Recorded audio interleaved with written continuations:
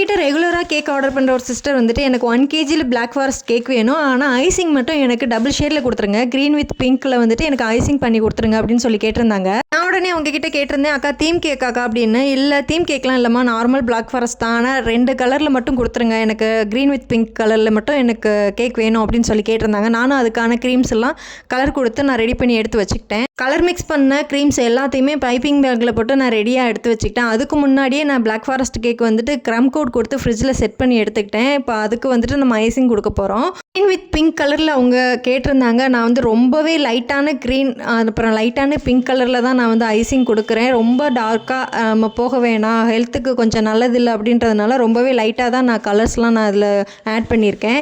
இதோட decoration video வந்துட்டு நான் உங்களுக்கு நெக்ஸ்ட் அப்லோட் பண்ணுறேன். ரொம்பவே சிம்பிளான ஒரு டெக்கரேஷன் வீடியோ, பார்க்க க்யூட்டாக கொஞ்சம் இருக்கும். உங்களுக்கு இந்த வீடியோ பிடிச்சிருந்தா மறக்காமல் நம்ம சேனலுக்கு லைக் பண்ணி சப்ஸ்கிரைப் பண்ணி சப்போர்ட் பண்ணுங்கள். பாய்.